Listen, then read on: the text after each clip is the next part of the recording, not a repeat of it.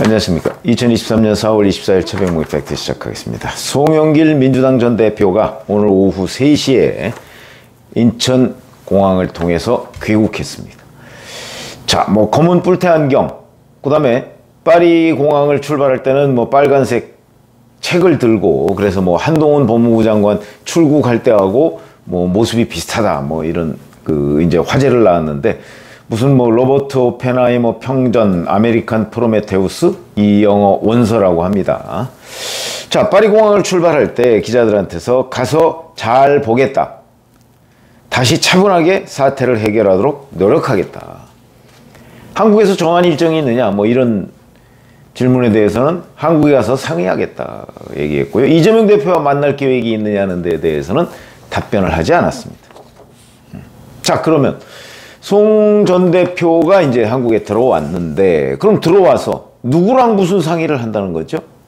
자칫 잘못 상의하면은 증거인멸 우려가 될 가능성이 높습니다. 그렇지 않아도 강래구 한국감사협회장 증거인멸 우려가 좀 약하다고 해서 구속영장이 기각됐는데, 이런 문제들과 지금 연결이 돼 있습니다.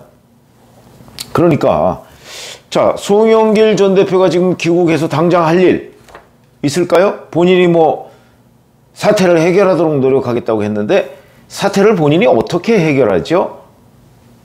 저는 별로 할 일이 없다고 봅니다. 지금 검찰의 수사가 어떤 단계에 와 있냐면, 그러면서 이제 송 전 대표는 검찰이 빨리 소환해달라 이렇게 얘기했는데, 검찰은 검찰의 일정이 있는 거죠. 지금 갑자기 송영길 전 대표 불러서 뭘 조사하겠습니까? 모른다는 사람한테?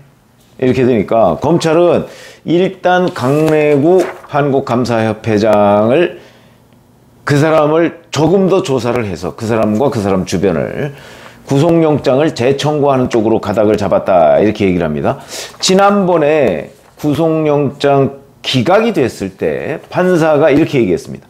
압수수색 후 직접 증거인멸을 시도했다거나 아니면 다른 관련자들에게 증거인멸 및 허위사실 진술 등을 하도록 회유했다고 단정하기 어렵다. 이런 거를 기각사유로 제시했거든요.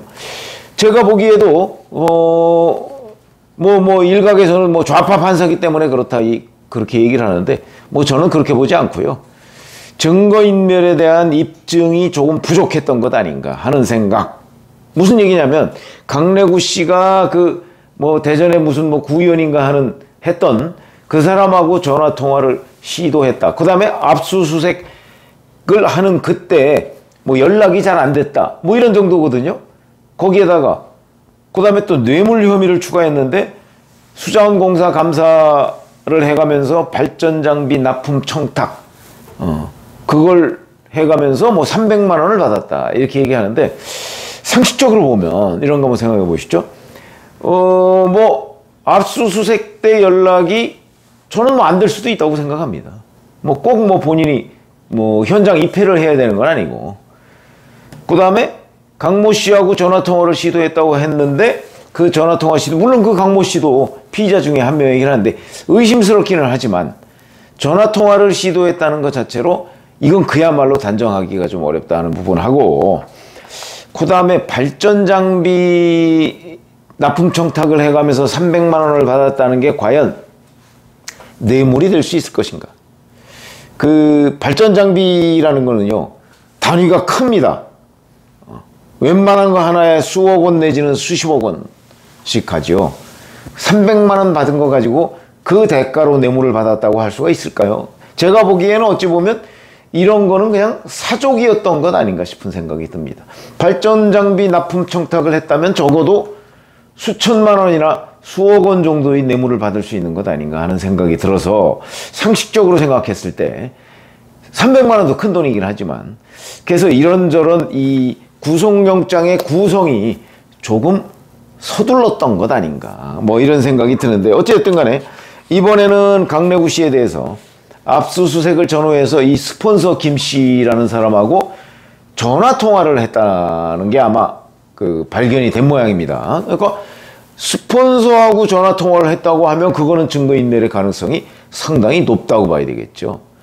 그러니까 차라리 이 돈봉투 사건과 관련해서 증거인멸, 뭐 도주 우려야 없다고 쳐도 증거인멸의 가능성을 조금 더 보강해서 뭐 납 300만 원 뭐 뇌물 이런 거 말고 돈봉투로만 정면 승부를 하는 것이 오히려 낫지 않을까. 좀 그런 생각이 들고, 만약에 이 스폰서 김 씨하고 전화 통화를 한 것이 사실이라면 그걸 추가하고, 그 다음에 발전 장비 납품 청탁을 실제 했다면, 그렇다면 그거보다 300만 원보다 훨씬 더 큰 뇌물이 있을 가능성이 있다. 뇌물이나 또는 뇌물 약속만 해도 뇌물죄가 되기 때문에 그런 거를 좀 찾아서 정밀하게 보강을 해서 구속영장을 재청구하면, 그러면 발부가 되지 않을까. 저는 이렇게 생각을 하고요. 자, 이렇게 돼서 강래구 씨를 만약에 구속을 시킨다고 하더라도 송영길 전 대표를 바로 부를 수 있는 상황은 아닙니다. 왜냐하면 우선 윤관석 의원, 이성만 의원 뭐 이런 사람들 다 불러야죠.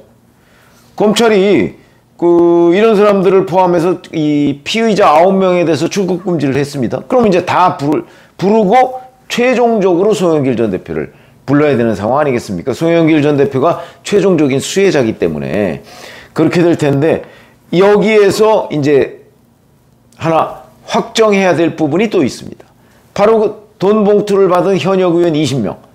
20명이 될지 아니면 일부 겹쳐서 뭐 10수명이 될지 모르지만 이 사람들을 특정해야 됩니다. 거기다가 캠프 본부장, 캠프 상황실장 이런 사람들도 그런 사람들까지 뭐 다 특정할 수는 없을 거고요. 적어도 현역 의원 10수명에서 20명 요거 정도는 특정을 해야 된다. 그래서 이 사람들 조사를 다 마치면 이 사람들 중에 혹시 돈 받은 사실을 인정하는 사람도 있을 가능성이 있습니다. 뭐 자기 뭐 300만 원 받았다. 뭐 그래서 예를 들어서 뭐 정당법 위반이다. 뭐 이렇게 될 수가 있으니까, 그렇게 될 경우에 뭐 본인이 좀 뭐 선처를 받을 수 있다 이렇게 생각하는 현역 의원이 있을 수도 있으니까 이걸 특정하는 게 중요한데, 이게 시간이 의외로 걸릴 수가 있습니다. 왜냐하면 대부분 다 부인할 가능성이 높거든요. 그러면 이정근 녹음 파일에 등장하는 거기에 돈 봉투를 받은 사람의 명단은 현재까지 보도로 보면 드러나 있지 않습니다. 뭐 현역 의원 이름으로 뭐 윤관석 의원과 이성만 의원이 있는데 이 두 사람이 자기들이 돈 봉투를 돌렸으면서 자기들도 챙겼다 하는 그런 증거도 없고, 그러니까 이 현역 의원 20명을 특정하는데 상당한 시간이 걸리고 잘못하면 특정이 안 될 수도 있다고 보여지는 거죠. 2008년 한나라당 돈봉투 사건 때도요, 그때는 아예 명단 20명이 있었습니다. 그걸 확보했는데도 아무도 시인을, 돈을 준 사람도 시인 안 하고 받은 사람도 시인을 안 합니다. 그러니까 그때 박희태 전 대표, 그 다음에 김효재 전 의원 직접 돈을 전달했다는 그 두 사람만 기소를 했고요. 돈 봉투 받았다는 명단에 있는데 다 부인하니까 기소를 못합니다. 자칫 잘못하면 이런 일이 벌어질 수 있다는 거죠. 그래서 이 돈 봉투를 받았다는 20명의, 그러니까 한 10수명에서 20명 정도 되는 이 현역 의원을 특정하는데 상당한 시간이 걸릴 거고, 자칫 잘못하면 여기서 또 벽에 부딪힐 가능성도 있다는 거죠. 이렇게 되면 송영길 전 대표에 대한 소환 조사가, 아니 돈 받았다는 10수명에서 20명 이 사람들을 특정도 못하는데 송영길 전 대표 덜컥 불러서 이 모른다는 사람 어떻게 수사를 하겠습니까? 그런 점에서 본다면 송영길 전 대표가 들어와서 본인이 사태를 해결하겠다고 하겠지만 이 사태는 본인이 해결할 수 있는 게 아닙니다. 본인은 검찰의 조사를 받는 것 외에 무슨 방법이 있을까요? 그래서 사태 해결은 그냥 제가 보건대는 어떤 정치적 수사에 불과하고, 실질적으로 송영길 전 대표 국내에 들어와서 별로 할 일이 없다 검찰 소환을 기다리는 수밖에 없는데, 의외로 이 검찰 소환이 오래 걸릴 가능성도 있다. 이런 점에서 본다면 오히려 들어와서, 어찌 보면 들어와서 상당한 정도로 사태가 해결되는 게 아니고 사태가 오히려 별 변화가 없는 게 되는 것 아닌가. 들어오나 안 들어오나 결국 비슷한 얘기. 물론 이재명 대표로서는 어찌 보면 송영길 전 대표가 들어와서 당과 선을 긋고 이거는 송영길 2021년 5월 2일 송영길 캠프에서 있었던 일이다. 그러면서 당과 선을 긋는 게 이재명 대표로서는 좀 한시름 놓는 이런 일일지 모르겠으나 송영길 전 대표로서는 본인이 여기 들어와서 해결할 일이 없다. 검찰 소환을 기다리는 수밖에 없다는 점에서는 오히려 답답해질 수가 있겠죠. 그러면 송영길 전 대표가 본인이 여기 와 있으니까 또 송 전 대표와의 안면 때문에 벌써부터 그런 일들이 있지 않습니까? 뭐 통 큰 지도자라는 둥 뭐 민주당 일각에서 그런 칭송이 나오고 있습니다.